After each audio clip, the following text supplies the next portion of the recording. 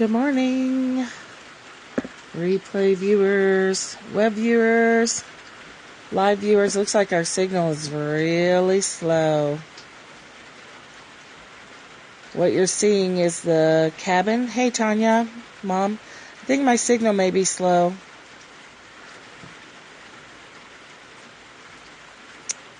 We'll give it a second and see if it catches up. The cabin out there is what we're remodeling. Ah, hello. And we figured out how to put an outdoor shower out there. I know, me too. It's so cute. It's adorable. So last night we were looking at how to put a really cute outdoor shower. I want to take, we have, logs for days. We want to build a short, so slices of logs in the ground with a border with sand, maybe black sand in between to hold it steady. So the walkway will come off the porch, go around to the back of the cabin, and there'll be a sheltered little outdoor shower there. It's going to be super cute. And I think we have everything to build it already. So.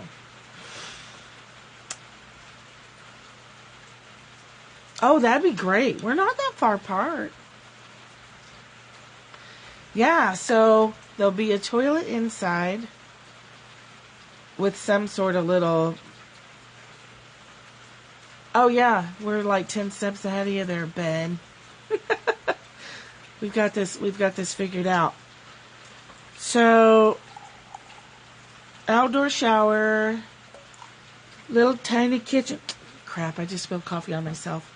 Little tiny kitchen inside, and a waterless toilet system thing.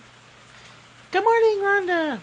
It's not a composting toilet. It's a toilet that doesn't have a smell to it because there's no water and everything is sealed in plastic. Anything toilet related is gross, but at least there'll be a bathroom and a shower. And a teeny tiny kitchen with like a little 2-burner hot plate stove thing. And a tiny fridge and a little sink and a little counter. My name's Michelle Wolf, by the way. You can find me at caddyshackdesigns.com. Across the top are tabs that let you know what I do. Oils, Reiki, Desire Map, coaching, drawing, remodeling cabins, putting together retreats. I don't know how we're going to do that, ladies. Probably going to have to do it on we're probably going to have to cap it at 10.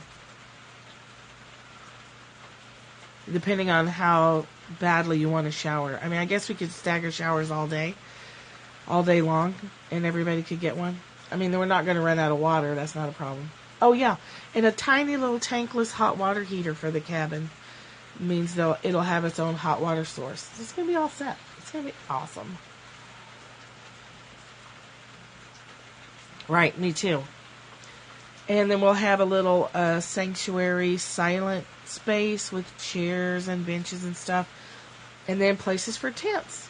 Hippies in the creek. See, that's what I would do. Or just not shower at all. Unless I smelled. Then I'd have to do something about that. But when you go on 5-day backpacking trips, you kind of let go of your need to shower. You just kind of learn to wash up. Heath calls it taking a bird bath. Or you just sort of splash water around on yourself like a bird. Stand in the stream with a bucket. There's all kinds of ways to get clean. And we have spring water, so it's not like we're going to increase our water bill or anything like that either. So, okay, so cabin. The dates are nailed down on that for June. I'll put those, I'll start talking about that more, like in February or March. But we have the plans and the space picked out to build a labyrinth. Then we'll have that silent contemplation space for people with some little curtains around it, or it faces the stream, so we'll put some little curtains where you can see the stream. If you feel a need to have some solitude or some silent space to process something, there'll be a little space for that.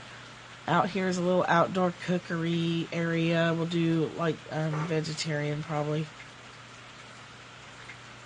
And yeah, and then we'll do some classes and stuff and some art projects, or who knows? It's still taking form, but it'll be fun. Do some work with the energy in this valley, which is amazing. And even who knows what that's going to look like by June. So, let's get started. I wonder if my notifications didn't go out. I already showed this, but just in case, CaddyshackDesigns.com. Design Map Workshop coming up in January. And the tickets for that end January 5th. Today. Oh, thanks for the shares. Thank you. Oh, that's a good idea, guys. Actually, Catherine said sometimes she finds out that I'm on because it goes out on Twitter. Thanks for doing that. I didn't even think about that. Excuse me.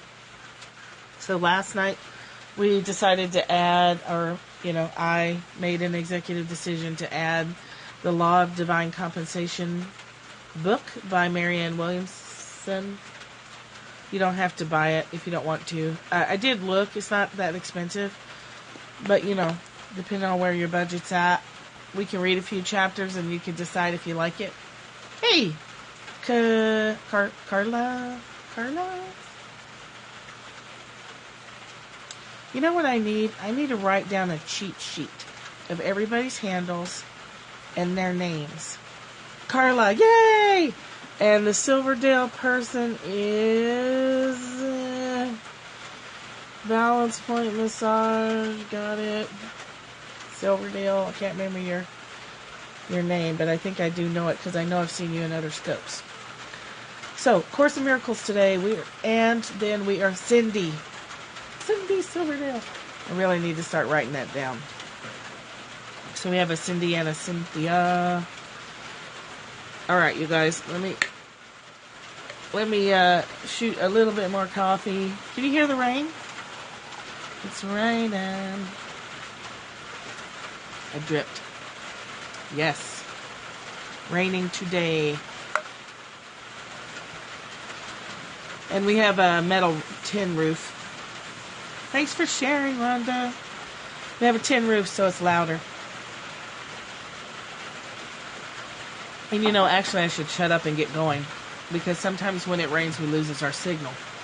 It's the best. I love it. The second best sound is popcorn popping. Oh. True. The rain could be the outdoor shower. We do want to get some rain barrels. So, let's start here. A Course in Miracles. I have stood in the rain out here for probably a half an hour because it's warm. The rain is not cold. It felt great. If you're following along, I think it's slow for everybody today, Rhonda. My signal has been slow too. So we're in A Course in Miracles to start with, then we'll go to Law of Divine Compensation. Lesson 333 for people who are following along in the workbook. Forgiveness ends the dream of conflict here. Sounds easy, doesn't it? Forgiveness ends the dream of conflict here. Conflict must be resolved. It cannot be evaded, set aside, denied, disguised, seen somewhere else, called by another name, hidden by deceit of any kind, wrapped up in pizza crust, hidden in Haagen-Dazs containers. It can't be sidestepped. At the bottom of a beer bottle, if that happens to be your addiction. On your phone screen, if internet happens to be your addiction. Denied conflict becomes addiction. You try to sidestep addictive processes, and they just pop up somewhere else. Conflict has to be resolved. We don't have to do anything, but if you want the life you say you want by being here every morning, then sidestepping conflict's not going to do it for you, baby. It must be seen exactly as it is, where it is thought to be in the reality which has been given it, and with the purpose that the mind accorded it.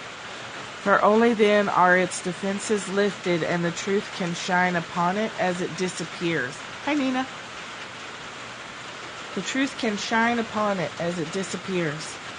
Forgiveness ends the dream of conflict. Because conflict is a dream. Conflict is totally made up. It's in your head, it's imaginary, and it's only going to get better. It cannot be evaded, set aside, denied, disguised, seen somewhere else, called by another name, or hidden by deceit of any kind. It must be seen exactly as it is. A big fat illusion. A really big fat story is what conflict is. If you're in conflict, you're either defending against something someone else has said, or you're offending, you're on the offense by trying to push your opinions, viewpoints, agendas onto other people. Conflict comes when we feel resistance to, I believe so. Yeah, I believe so.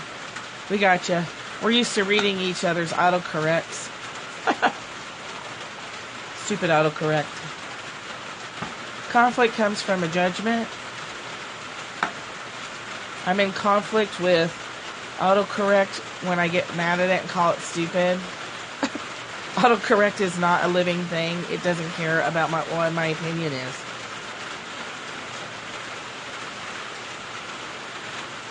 CaddyshackDesigns.com. I'm in conflict with other people. Conflict with that which is conflict with fighting against reality, arguing against reality. If I didn't like rain, a day like today would totally piss me off. But I love it. So like today's like my ideal day. It's rainy, it's cloudy, it's not cold. It's just chilly enough for a blanket and a fuzzy robe and fuzzy slippers. It's the best. But other people today are probably bummed because they don't like this kind of weather. So that's a conflict. And what does that do? It steals all your energy. Do you have so much energy that you can afford to waste it on a bunch of stupid conflict? Probably not.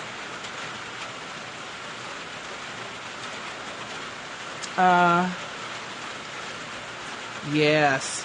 See, until I went to Seattle, I thought, well, I didn't know anything about it, but I worried that the water and the rain and stuff would be too much for me. But I liked how it's wet in the mornings, then dry kind of during the day, then wet again in the evenings and at night. It was perfect. It was perfect. And the trees look like fairy tale trees. They're so cool. I took the ferry over to, I want to say Bainbridge Island, the ferry from Seattle to Bainbridge. It was incredible. Incredible. I saw some orcas swimming around. Totally amazing. I loved it there. And now living here with the mold and the mildew that grows on every available surface, the Pacific Northwest is not going to be a problem when I eventually get there. You do! Now I'm jealous of you and Nina. Love it. It's so beautiful. And the mold and the mildew are not a problem here, so I'm assuming it wouldn't be a problem there. You love it? Of course you do. So the second part of that is, we should make it one of our meeting places. We should find a meeting place once a year. Frosty this morning. Cool. That's really cool.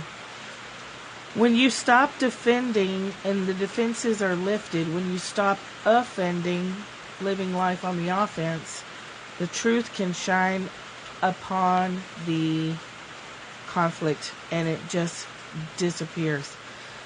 It's colder when it's wet. Colorado could be freezing cold and you could still wear a t-shirt because there's no humidity. Forgiveness is the light you chose to shine away all conflict and all doubt and light the way for our return to you, to Source. No light but love can end our evil dream. No light but this can save the world. For this alone will never fail in anything, being your gift to your beloved sons and daughters, children. Forgiveness is the light that shines the truth on conflict and erases all doubt. Connecting to love enables forgiveness. If you're totally loving and you're totally generous and you're in that spot of everything's unconditional and okay, you wouldn't withhold your love from anybody. Because you wouldn't be caught up in the conflict of, well, I should love this person, but I shouldn't love that person because they're a jerk. Or they say stupid things, or whatever. You can love them and still not approve of their stupid sayings, things that they say, or do. You can love people and still set boundaries with them.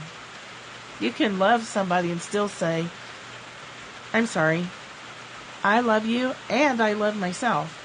So you cannot come in my house if you have been drinking too much. Because this is my house and I set the boundaries and this is how I like it. So if you have been drinking too much, I will not open my door to you. And I love you. You can still love people even if you have to leave them. You can still love people even if you have to call the police on them.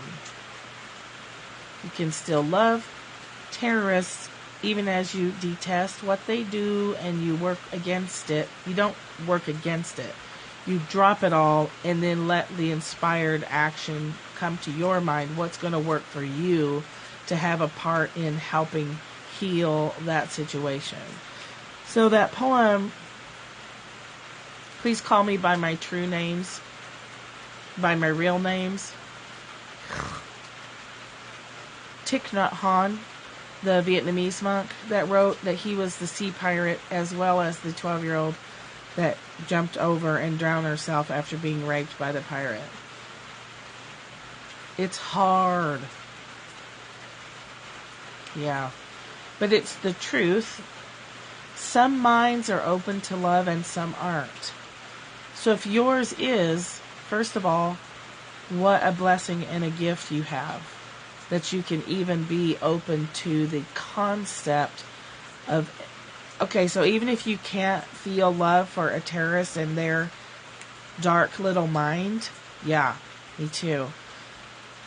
If you're willing to entertain the concept that your heart could be that open, that alone is a blessing and a gift. There are so many people all around us that don't even understand that. Yeah. Well, they think they're right. They think they're doing what's best for all of us. They are angry at the U.S. They're angry at other countries. When you look at the rhetoric, like, dispassionately, if you thought that, you would feel that way too. If those were your thoughts, you would feel like that also. That's the only way I can get my head around it, is they really do think they're right. That doesn't mean I approve of or condone anything that they've done. Or yeah, you can. Yeah.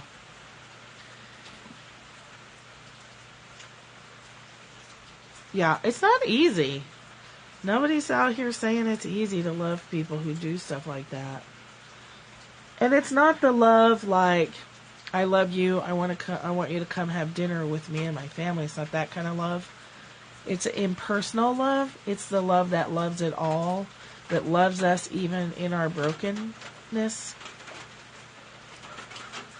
Yeah, if you had their same birth, their same life, if you had gone through what they'd gone through and been told it was America's fault, yeah.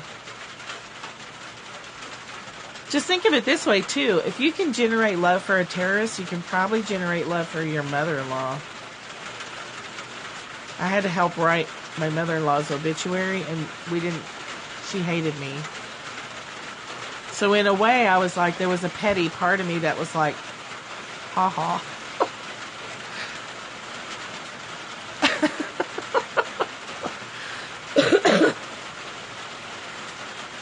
That's the really shitty part of me. Oh, the mother-in-law. I tried so hard. I really tried so hard to love her. She was so mean, though. She was such a mean person. I could love her from a distance, and I could love her as a lost child. He's up and down. He's up and down. Overall, he's doing fine. He managed to put his foot down with his family, and he's staying home and doing his own thing. He wants to, how ironic is this, he wants to carve a cross for her and go put it at the top of our mountain. I was like, what? I will. He talks about you guys. When I said I wanted to have a retreat here and have a bunch of women come out for the weekend, he was like, oh, hell no. Oh, hell no. I didn't move out here to have a bunch of women running around and blah, blah, blah. And I was like, Heath, it's my Periscope women. And he was like, oh, okay. I can stay in the camper then, and I can cook, and I can help, and I can do this and that. So he likes to be, oh, I just knocked the camera. He likes to be of service. He's that hero type, which can be kind of frustrating sometimes when you're like, could you tell me what you want? He doesn't know. He frequently does not know what he wants at all. So, the second book, he's a sweet guy. Yeah, the hero type. Everyone's, a mix of things, but his overall intention is to serve. They don't know. Yeah, sometimes men just do not know. First of all, they're not used to being asked that, a lot of times. Not by family. A lot of times they just don't know. So, the other book that we're going to add to this is The Law of Divine Compensation, which takes Course in Miracles principles and brings it into the realm of money. So every day when we're here, we talk about how to use this stuff sitting in traffic. Yeah, they're used to being the rescuers, so they don't know what they want for lunch. They don't know what they want their life to look like. They don't know. We talk about how to use Course in Miracles principles with your boss, in the office, with your family, sitting in traffic, trying to, just get through your life using these principles, not just leaving them in the textbook. So we're adding, right, you know why? Because we're not unethical women that will use their lack of knowing in a manipulative way. We will work with them and help them figure out what they want and not take advantage of that, which some women do. And some men do to other men and women to women if you're in that kind of relationship. So, money's been a topic for anyone who hasn't been here over the last couple of weeks. Money has come up a few times. So we added Law of Divine Compensation, Marianne Williams, some Course in Miracles stuff. I'm going to read to you a bit from I'm going to start at page 6. I'm kind of skipping through the preface till I found something that resonated. So,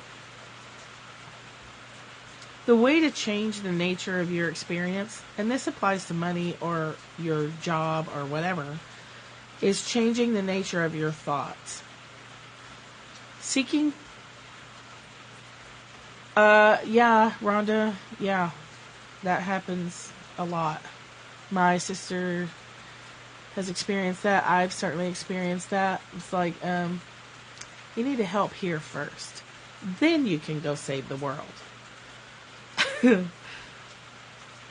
Seeking to solve a problem merely on the level of effect is not a true solution, only a temporary fix. When we address the level of cause, meaning the thoughts that caused us to step away from God, to step away from love as the solution to every problem, That's when we can get our miracle, and that's when we can produce fundamental results. Remembering what is real while in the presence of the unreal. We can transform a problem on its level of cause. So if I'm talking to, I've had some terrible bosses. I've had some really good ones. But if I'm talking to a boss, or I'm sitting in a staff meeting and watching a boss be a terrible boss, remembering what's real in that moment, that I'm observing someone being terrible, immediately I can remember only love is real. I'm going to choose love. I'm going to choose love. And I might have to say that 1,000 times, and I did have to say it 1,000 times. But frequently, more often than not, once I got it, either my relationship with that person changed, or they left, or I left. Once I remembered to go to the cause, directly to the source, with the source, directly to the source of the problem, with the source that answers all, things change, and they change rapidly. It's just we forget, and I really forget a lot of times when it comes to finances and food. A miracle is a shift in perception from fear to love, from a belief in what is not real to faith in that which is. And it requires faith because we can't see it right away. We can see evidence of it all around us when we're open to it and looking for it, but it can be, you kind of have to step out in faith in the beginning when you either don't know what you're looking for, or you've never experienced taking charge of your life in this way and seeing how it can impact the people and the situations around you. It requires a willingness to experiment with these concepts. If you experiment with them, they work. But often we want proof that something works before we'll even experiment with it, and that can really hold us back. The shift in perception is what changes everything. In our ability to think about something differently is the power to make it different. That question I always suggest asking, how can I see this differently, immediately stops the war within, and it immediately starts the process of letting go. Miraculous thinking is not denial. It doesn't represent looking away from something horrible and pretending it doesn't exist. So we can't look at terrorism, we can't look at Paris and New York and all the places that terrible things have happened and close our eyes and stick our fingers in our ears and say, la la la, it doesn't exist. It does, and it hurts. She's talking about a state of positive denial, looking at something and knowing that since only love is ultimately real, nothing else has ultimate effect. So we can look at terrible things happening and understand it's very temporary. And the more love we can generate in ourselves, we heal it in ourselves. And the more that flows out to others, which then gives them opportunity to heal. The miracle worker doesn't look away from the illusions of the mortal world, but rather looks through them. You look through the AK-47 and the face mask. You look through that into the little part of a body labeled terrorist that still is one with you and I. You look through the illusion of the rhetoric, the stuff coming out of their mouth. You're welcome. By looking through it, you're open to seeing the truth, and then you're more able to experience the love that comes right behind that. As soon as your perception shifts, your awareness of the love that's there is usually right behind it. It's not about denying economic problems, it's about transcending them. It's about realizing that illusions, no matter how entrenched they are, cannot stand in the presence of love. Not long term. They can't stand in the presence of love. Through the authority of loving thought, we're given the power to turn any situation that's not love back to love starting with thinking about it differently. And I would say even starting with being willing to think about it differently, because sometimes we don't know. Sometimes we have no idea. How do I think differently about a child molester? How do I think differently about a serial killer? You know, when I first started this work, I didn't know how to think differently about them. But I was willing to, and I would say that. I'm willing. I don't get it. I don't see how this works, but I'm willing to have you, God, show me. I'm willing to have you change my mind so that I can see these things differently. And at the time, I didn't really know if you truly could see them differently. I really didn't believe it. We start by identifying the gaps in ourselves. We start by looking at our own lovelessness, the places where we withhold love, the places where we're at war within ourselves, and again, being willing to let it go. She calls these mental habits the mental habit of the miracle-minded. Sometimes only love is real and abstract. Hard for me to apply. Yeah, I like to just be open to think differently. Yes. Part of the issue I have, too, with some of this material, including this book, is it does put a lot of emphasis on thinking. And I don't think the intention is to tangle people up with tracing down their thoughts, but I think it can be a side effect of it. I think you can get, because then you're thinking about your thinking, debating, fighting, going to the grocery store. Yes. The war I had within myself, debating over Haagen-Dazs, the Haagen-Dazs one. And actually, last night was actually the first time I didn't have a war within myself over a food choice. I actually experienced a moment of, well, I know, right? What would life be like if I just didn't have guilt? I'm going to eat that anyway. I might as well just enjoy it. So I did. I just enjoyed it. It was awesome. It's delicious. It was more delicious because I wasn't feeling guilty about it. That's what I'm going to try to do. That's my next tactic. Let's try having a guilt-free day. Can you imagine if you went through the whole day and didn't feel guilty about anything? Not how much coffee you were drinking, not how little you're exercising, not how, I've heard that described, but I never experienced it really until last night. Not truly. I've had times where I've said, I'm going to eat this and I'm not going to feel guilty about it, but it's more of a kind of a pretend. No, no, it's good. I think you're hard on yourself with parenting, maybe. Maybe you judge yourself harder in certain areas. Okay, yeah, Cindy, the acid reflux is a pretty quick, hello. But interestingly enough, I didn't have any last night.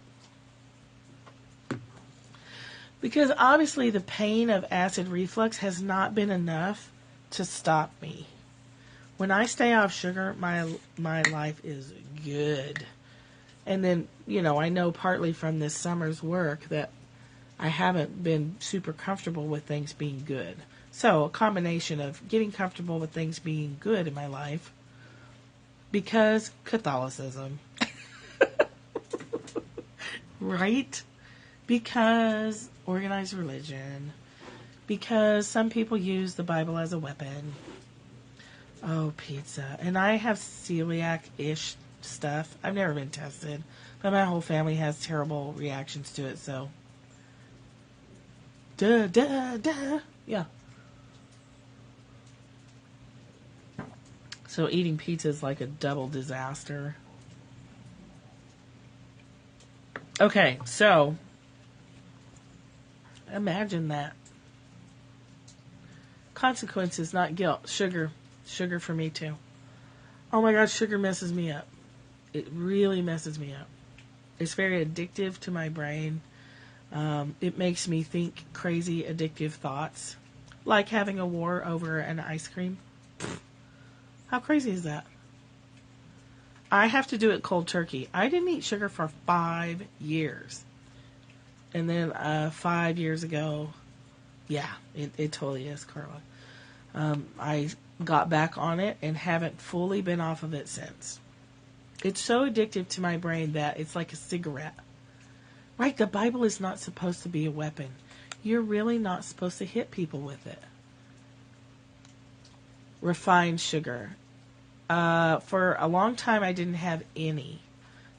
I did still have fruit, but I didn't have honey or sugar substitutes, or sugar substitutes are almost worse than actual sugar. I'm going to say they are worse than actual sugar. But no candy, no cake, no ice cream, no nothing.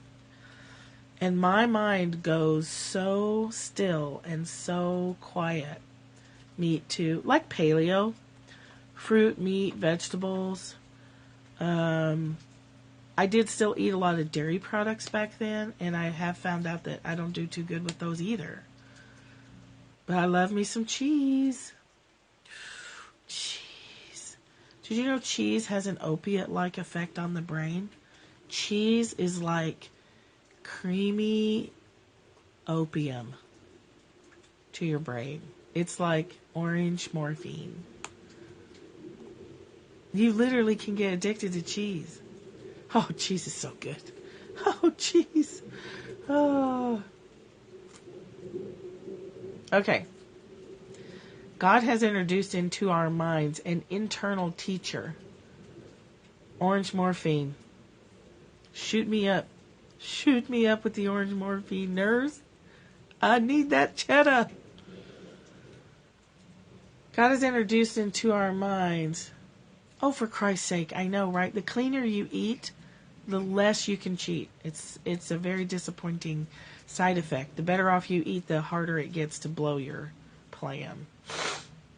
The consequences are much worse. In our minds is an internal teacher, authorized to help us cross that bridge from fear to love when we find it hard to do it by ourselves. The internal teacher is called... Oh, terrible. Yeah, I feel terrible afterward. The internal teacher is called different names, except bacon. That internal teacher we have is sometimes called the Comforter, Jesus, Holy Spirit, whatever name we use. I think some people call it their guide. Some people are talking about guides. They're talking about that internal teacher that she's describing. Whatever name we use, it cannot be called on in vain. Miracles are a divine intercession from a thought system behind our own. Nina's cooking bacon right now. Everyone run for the airport. When I was still eating pork, I used to get the thick sliced applewood smoked bacon from Whole Foods. That is little strips of heaven. Little strips of porky heaven. I don't eat pork anymore. I haven't for years. But when I was, it was delicious. Me too.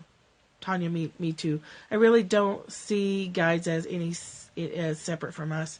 I think it's just, it may be easier for us to think of it that way. Slices of heaven on your plate next to your eggs. If Catherine was here, she'd climb on that bacon train too. And my daughter too. They're both big bacon fans. Higher self, I think it's still just part of us. We go straight to the source. That's kind of how I look at it. There's different parts. I think it makes it easier for us to think of ourselves as different parts. Any path there is good. Yeah, whatever works. In the Hawaiian system that my mom used to teach, you would go through a weekend meditation class with her. Well, enjoy. I bet your house smells great.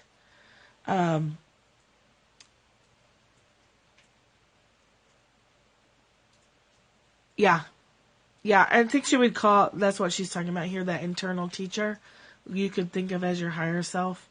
that voice, the still small voice within. We were still talking to ourselves. Oh, Mom, you're there. Okay, so my mom used to teach this weekend class where you would go into the Hawaiian system where you have the, I'm going to mess up the details, I'm sure, but your lower self, right. There's tons of different ways. Carl Jung used to say, where is it? I saw it just this morning. It might be in here. The shoe that fits one pinches another. Not every, you can't even find the same shoe. We all have different feet. Your little self, your lower-minded self, your body was represented by a mammal. And your middle self would be your ego. And your higher self, your, I forget the name. What's the name of the higher self? Is two, a male and a female. And that would be your spiritual connection, your higher self, the part that is connected to source. Freud called it the id, the super id, and the ego. A super fun class. And the Amakua. And there were breathing exercises and stuff. It was a great class. I'm sure we'll do some of it in June. We can do some. I definitely want to do the breathing techniques. Those are really good. So, whatever it takes, whether you think of it as the Holy Ghost and God and the Trinity, or what is it? Jesus, Holy Spirit, and God. Is that the Holy Trinity? Whatever it takes.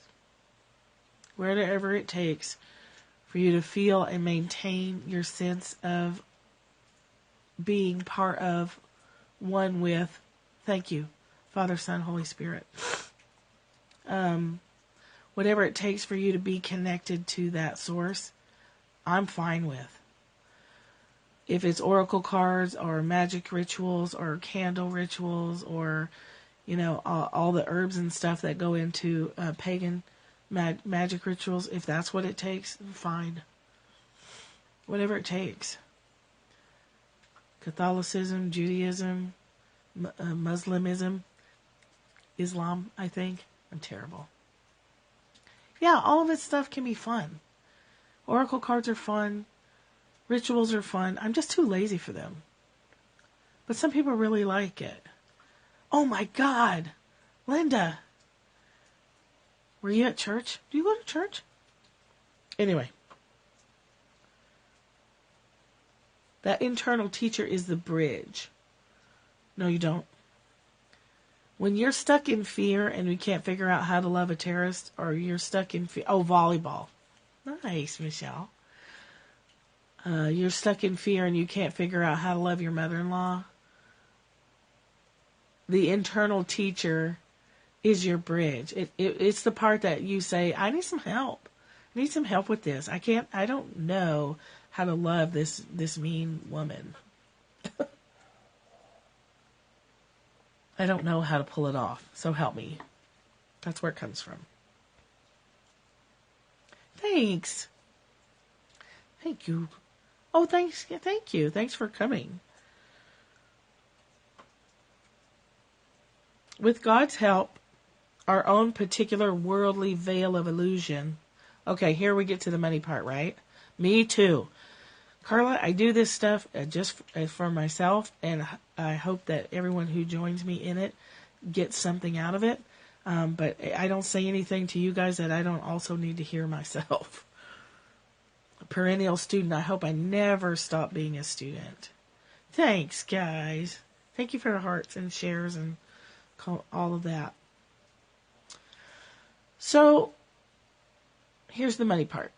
With God's help, our own particular worldly veil of illusion, whether it takes the form of bankruptcy, recession, or any other fear, is lifted, we can see beyond it. Me too.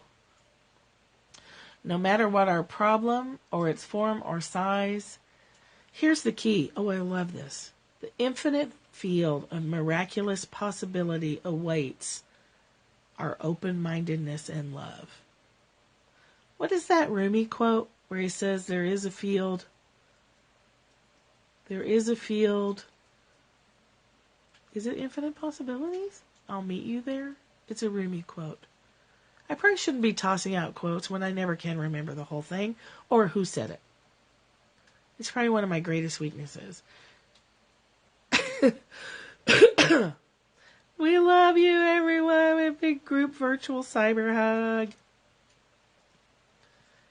Miracles occur. I get the gist of it. Right. I remember how it makes me feel. I don't always remember where it comes from. Yeah, okay. I don't remember where it comes from or really who said it, but I remember that, hey, some guy said this thing, and it made me have an aha moment. It was super cool. You know that one guy who said that one thing? Yeah. Miracles occur naturally as expressions of love. This book that we're going to add to our Course in Miracles is about money, miracles, and love. I'm going to read one more section before I wrap it up. Oh, the infinite field of miraculous possibility awaits our open-mindedness and love. As soon as we are back in that space of love, as soon as we are back connected to the divine, all the power of the universe is available to us. All of it. All kinds of crazy stuff can happen to make your dreams come true. All kinds of things can show up if we're on Peace Street, where all our stuff lives. All our stuff is on Peace Street at home, but we have to be at home to get it. That came from Martha Beck. So some people might read this book and say, oh yeah? What about starving children in Africa? Are they poor because their consciousness is unaligned with love? She says no. Starving children in Africa are not poor because their consciousness is unaligned with love. Listen to this. They're poor because ours is.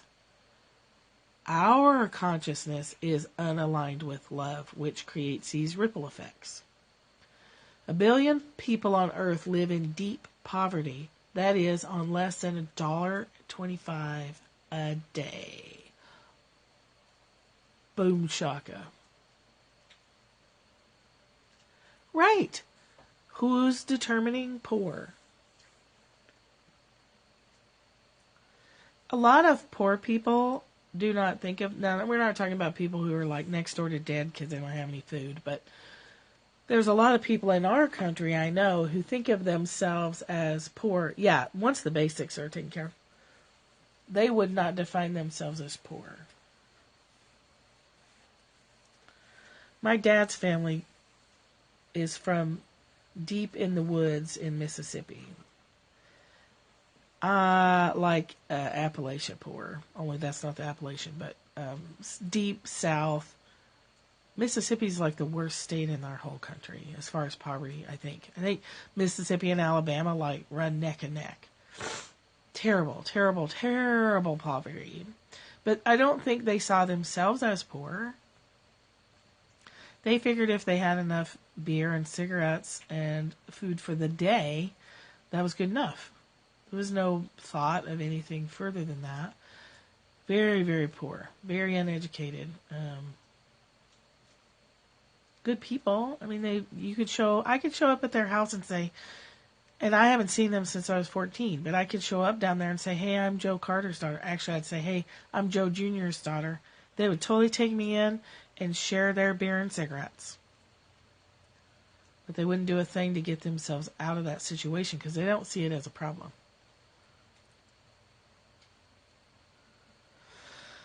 This is not an exception to the rule that love casts out fear. It's the opposite. Money definitely doesn't make us happy.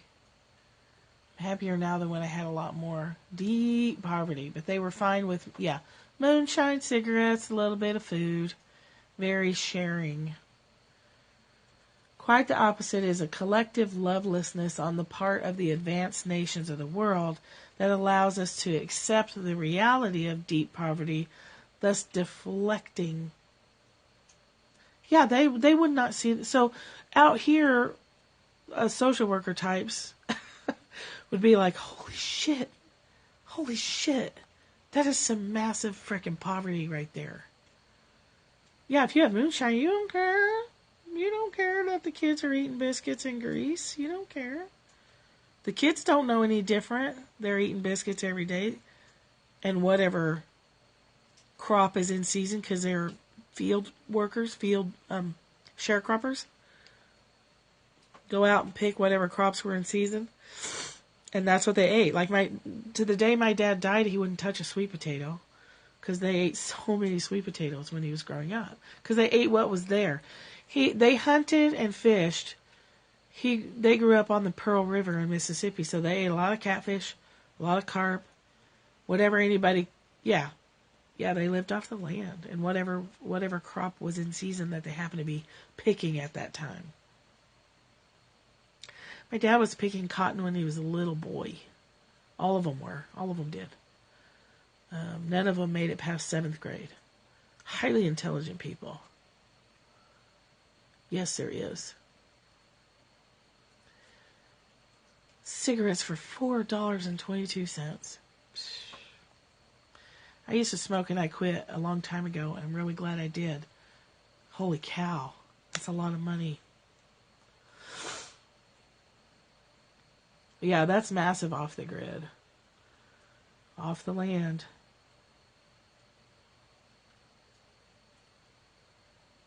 So this is economic stuff. If you're interested in world poverty and stuff, you can visit results.org. Tobacco State, so it's cheaper here. Wow. Oh, good for you, Tanya. God, it's so hard. American Spirit is what I used to smoke, and I think those are over $5 I was going to say $5 a gallon. $5 a pack. So can you guys see this? Results.org. www.results.org. That's just a website she references. May love prevail among us all. So that brings us to chapter 1, and we'll talk about that not tomorrow, but the next day. If you're in a book buying mood, oh, good. Tanya, it was the hardest thing I ever did in my life. It was the hardest addiction I ever gave up. Unfortunately, I've never been addicted to alcohol or pot or, any kind of illegal thing. But I was hardcore addicted to cigarettes. Terrible. Driving in circles around gas stations, arguing with myself to not go in and buy them. Terrible addiction. Here's how I quit. I did EFT. Tapping was the only thing that worked for me. Plus, I had to wear 2 nicotine patches. Whew. 2 nicotine patches. One on my arm and one on my back. And I couldn't wear them at night because they gave me nightmares. Yeah. That was after multiple attempts to quit. Good for you. Good Lord, it's so hard. So hard. Cold turkey. Yeah, I went cold turkey, kinda, not. Better late than never is right. In a year, you won't even know. You'll feel better and better every day. Drink a lot of water. Shantix. Oh, cool. Very cool. Addictions are tough. Cigarettes are tough. Addictions are a conflict. And the truth is that addiction is not real either. It sure feels real.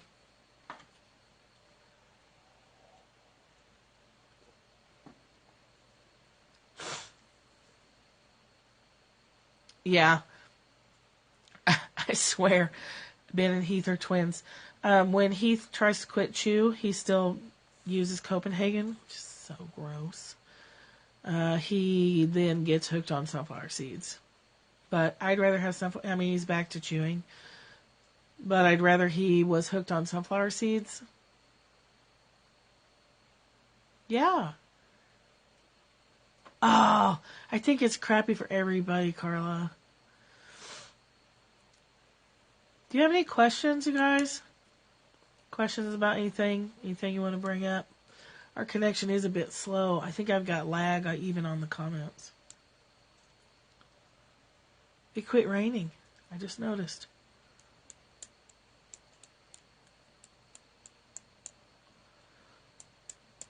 Anybody playing Christmas music yet? I love Christmas music.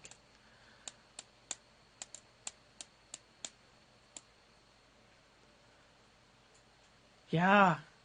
Christmas music is awesome. You put your tree up, yay! Oh, it starts today. We can't put a tree up because, we have 5 four-legged heathens running around that just tear shit up, so we don't do a tree. We're going to pick one of the trees out there and decorate it. Oh, I love candles in the windows, too.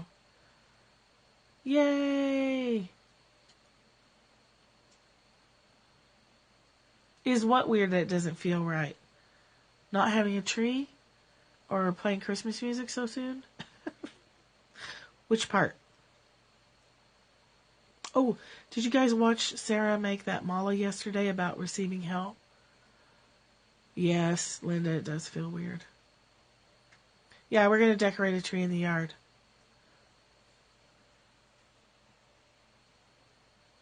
Oh, I totally misunderstood you. You weren't as excited this year putting up your tree? How come?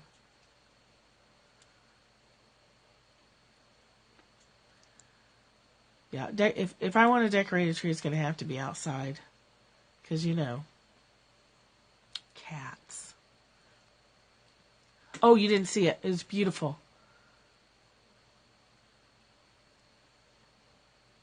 Maybe you're just ready for something else. Maybe you... Yep, you can't be sad enough to make somebody else happy. Your son's like, what? What?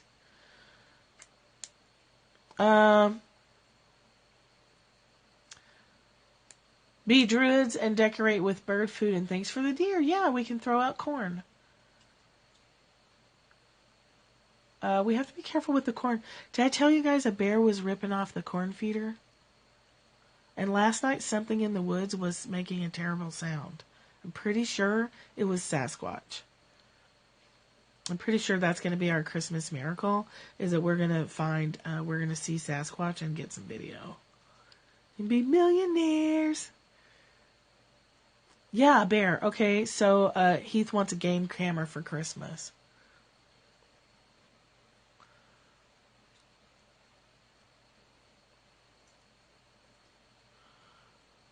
Bigfoot, that's right. It was a weird sound. It was really weird. Like, it was not a bark. It kind of sounded like a fox. Yeah, we totally believe in Sasquatch. I totally do.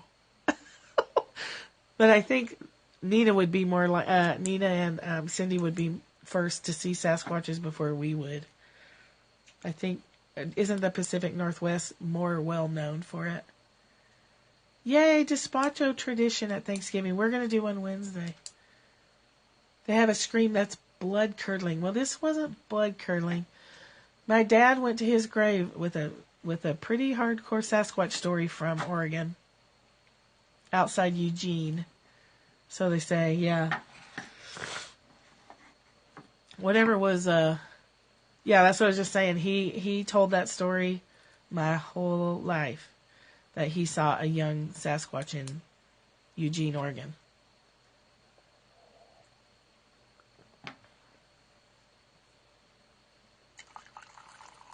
So we're going to get a game camera. That's what Heath wants for Christmas. Yeah. Oh, you saw one? Oh my God, that's so awesome. Anything's possible. We're hoping our game camera will... That's so cool. We have a Sasquatch witness. A game... sorry. It's actually, I think, a trail camera. A game camera out in the mountains. Wow, that's so awesome. I'm totally going to tell my husband. Is that one you leave? I don't know. It's a camera that you put in the woods, Linda, that's motion sensitive. And you can get it where it has a red flash. It has a red flash so it doesn't scare the critters away. So it comes on, it takes a picture of whatever just broke the motion light. So, like, they had them up in Fort Collins, where I used to live, in the reservoir area. Fort Collins is in the mountains in Colorado. You could get cool pictures of mountain lions, coyote, deer, elk, fox. Yeah, yeah, a game. It's a game trail camera. You put it on the trail somewhere where, at ground level, so when they trip it, you'll get a picture. You put it on a trail so it's open. I can't wait to see. I kind of can't wait to see what's in our forest, and I am a little hesitant too. Like, maybe I don't want to know what's out there. I don't know what was making that noise last night, but it was really weird. It kind of sounded like a fox. He thought maybe it was a bobcat. But to me, it sounded more like a fox, like how a fox sounds like a dog, but not really. But I don't think we have any foxes. Does North Georgia have foxes? I haven't seen any. That doesn't mean they're not here. Ew, that's really scary. See what's coming through the yard at night. Not much comes through the yard, I think, because of the dogs. Right? Maybe I don't want to know.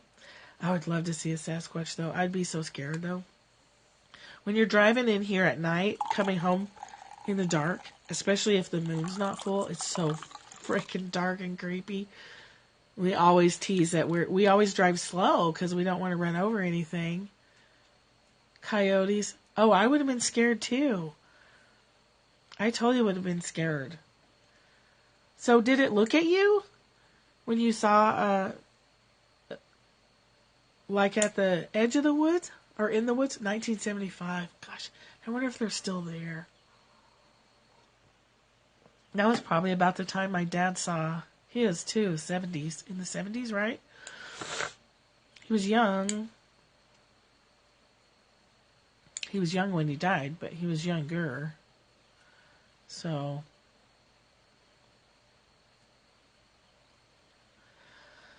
A quarter mile off across the pasture. That's so cool. That's so cool. I just think it's interesting that you can find those Sasquatch stories worldwide. They're called different names, but they're worldwide myth, so there has to be some truth there somewhere. We've covered a lot of topics today. We've talked about money and forgiveness and terrorism and Haagen-Dazs and Sasquatches and bears who steal corn, cigarettes, poverty. That's super cool. A big, brown, hairy man. Big. Do you ever... I can't watch that show, Bigfoot Hunters, because they irritate me.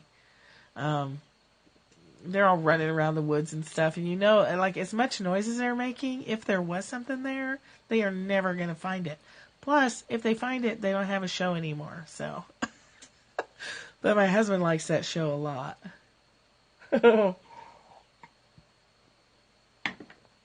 I'm like, buddy, even the deer and the rabbits are not going to stick around with you making that much racket. Banging sticks on trees and whatnot. They never find one. They can't. They can't find one. It's probably in their contract. If you find one, you never can talk about it because we need our show to go on. They're characters, though, aren't they? Okay, so if you guys are not following Sarah Ballard at Thrive with Sarah, she makes these astounding malas that are spiritually guided, and she has an affirmation on every bead. So yesterday she made one that was super cool. It was I know, the stories. The affirmation was about accepting help from the universe with unconditional help. She's so sweet. She's so sweet. So her replay should still be up. I was watching part of it yesterday. I had the twins yesterday, so I couldn't watch all of it. But just listening to that mantra. Good morning, Chrissy. You just missed our Sasquatch discussion. We're Sasquatch fans. I'm a Sasquatch fan. Well, see if you can catch some of it, because the mantra is a good one. It's, you know what? I think I actually wrote it down. It was something about I accept unconditional. Oh, here we go. I gratefully receive unconditionally loving help from the universe in all areas of my life now. Oh, that's right. Chrissy's in Seattle, too. We've been talking about the Pacific Northwest. We went to the Sasquatch store by the pier when I was in Seattle. Oh, that store is awesome. All kinds of ridiculous Sasquatch souvenirs. I got my husband a shirt that says Squatch Bucks. It looks like the Starbucks logo. I love that store. I freaking love that store. Well, I love Seattle, but that store was super cool. I gratefully receive unconditionally loving help from the universe in all areas of my life now. That's not the full mantra. I took a part out, something about for my highest good, because it was too long for me. When you go in the mountains, it's like, how can they not be there? Right? Right? Because it goes all the way up to Canada, right? British Columbia, all that.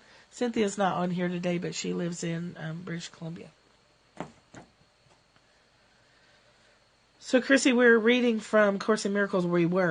If you want to watch the replay, we were reading from A Course in Miracles today, and then we've added Marianne Williamson's book called The Law of Divine Compensation. So every other day now when we do Course in Miracles work, I'll be reading a section from The Law of Divine Compensation, too. And I like that book, The Game of Life, too. I saw your scope the other day about that. Okay. Oh, good. Yeah, we're going to start adding pieces of that. I'm going to order a hard copy because it's too hard to read it on my Nook and keep track of where we're at. But we're ending on chapter 1. Thanks, Tanya. Sometimes I need to jazz up A Course in Miracles a little bit and add some more to it. I'm just going to write down here, chapter 1 is where we stopped. Woohoo! All right, I'm going to wrap it up. Thanks for hanging out and talking about all this random stuff. I feel like you guys are here having coffee with me on my deck in the rainy weather. So, thanks for coming. So much love. Thanks for the shares and the hearts. It's always a good time. We do need to meet up in person. Where would be a central place between Ohio,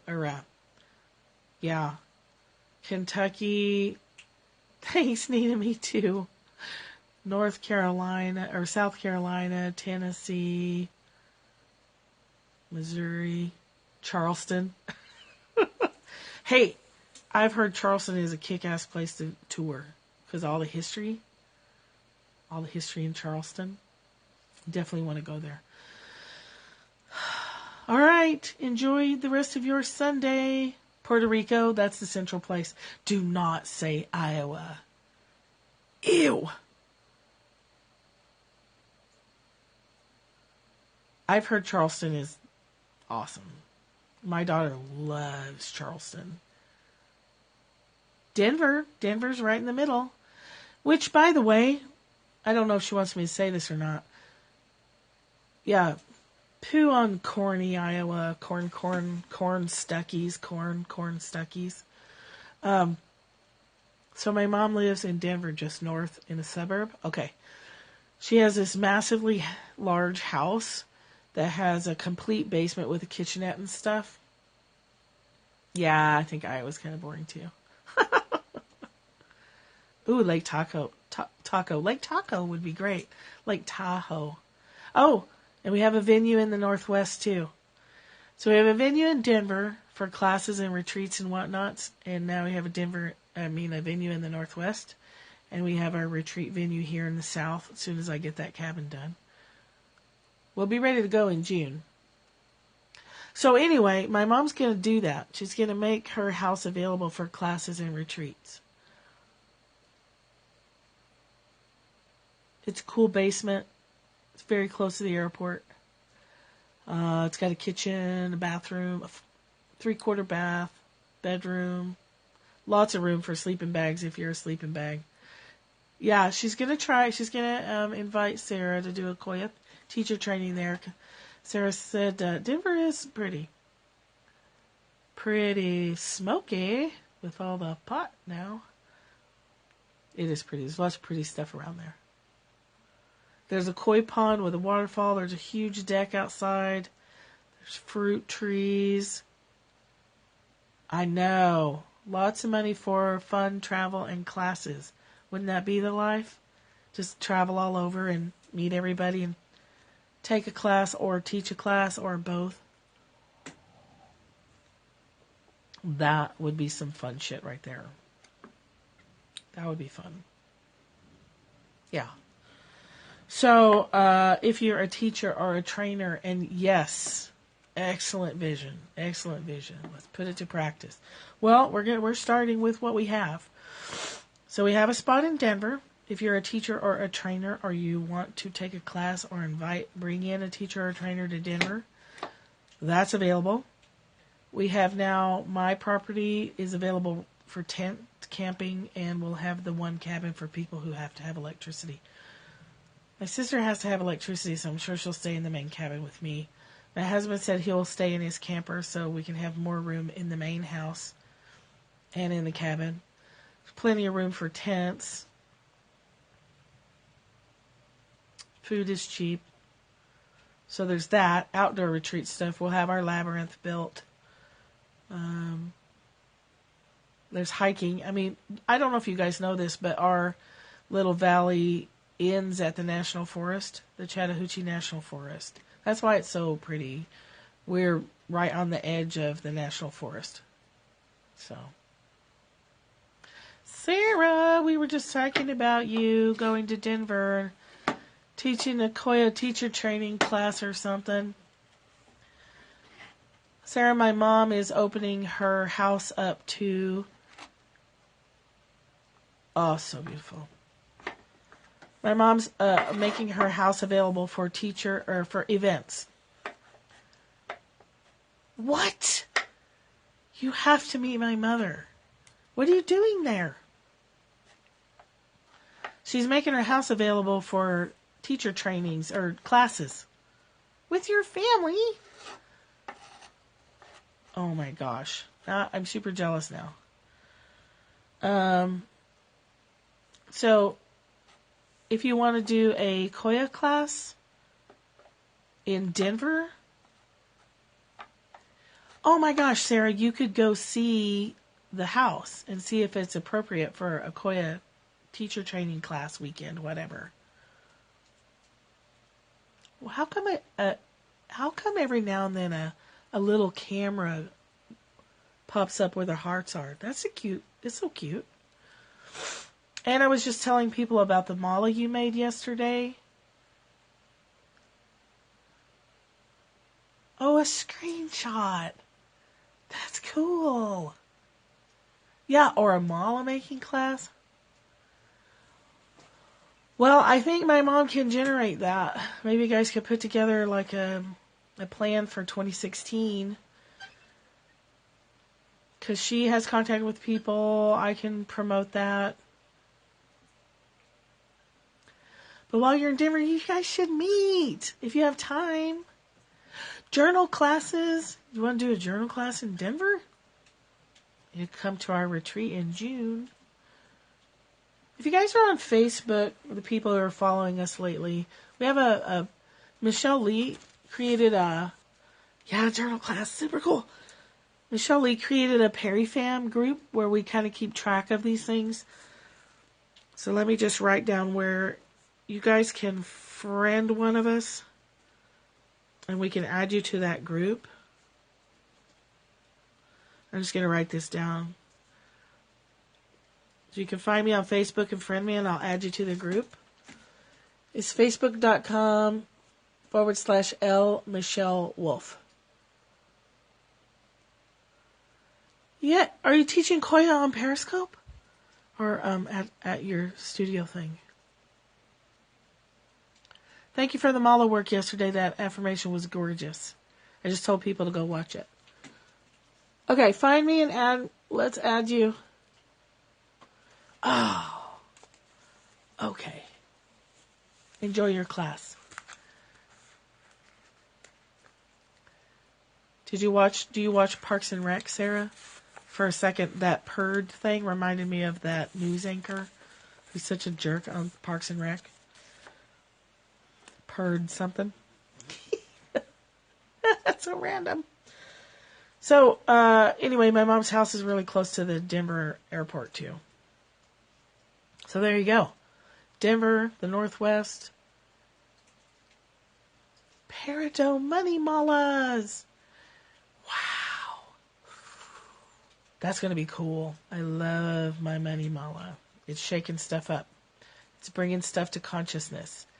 It's bringing to mind lately, actually, people that I still have a problem with. You're staying at the airport?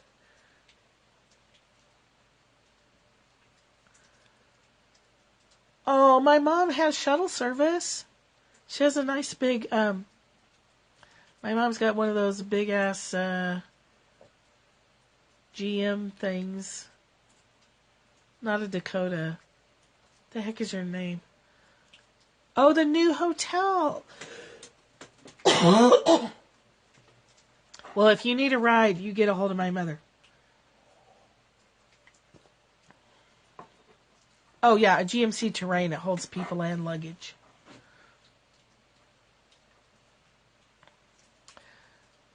So, okay, so a mala from yesterday. Very well worth watching, at least to get that some of that energy of that affirmation. You're driving your new minivan up. Aww. Well, you guys should definitely meet. She's only about 40 minutes from the airport. Oh my God, I'm so jealous. It was a groovy mantra. I wrote it down. It was so groovy. I wrote it down in my daily planner journal thing. So, okay, and then there's more money malas this afternoon. So that's something to look forward to.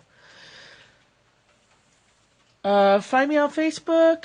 L. Michelle Wolf will add you to the Facebook group. We are planning a June retreat here in Ellijay, Georgia. A little more rustic than my mom's house. My mom's house is pretty cush. My house is rustic. Rustic. Out in the woods. Camping. Oh, here comes the rain again. Yay! Yeah, if you want kush, go to Denver. If you want camping, come to Georgia. Oh, and I was going to tell people, in thinking about June, we are close to Chattanooga. Sometimes flights to Chattanooga are cheaper than flights to Atlanta. Yes, both. We want both.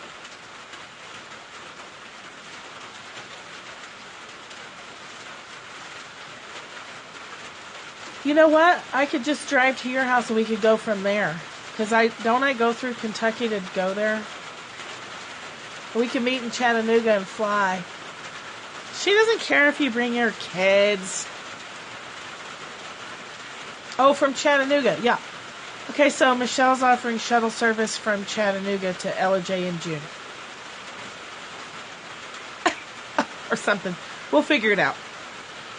So, The Law of Divine Compensation by Marianne Williamson. If you want to get that book, get it. Open yourself up to seeing a Sasquatch. It could happen. We have proof. Yes, it's in the Facebook group, and I'll put it up again.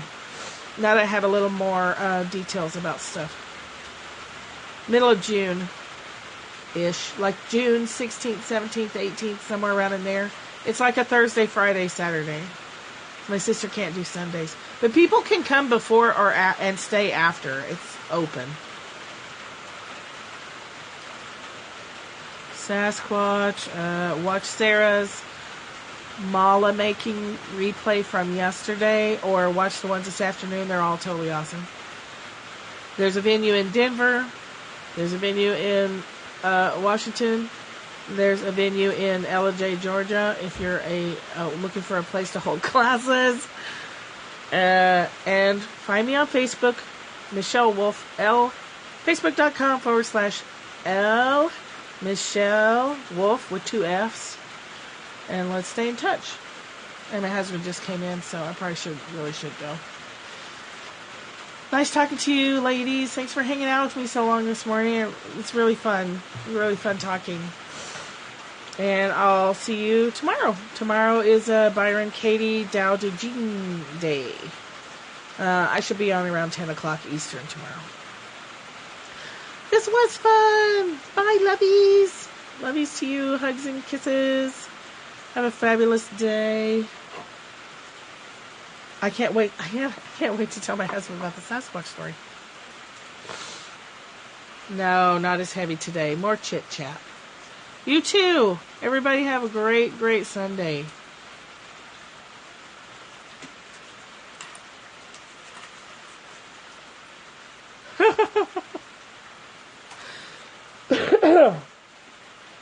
Okay. Bye-bye now. Take care then.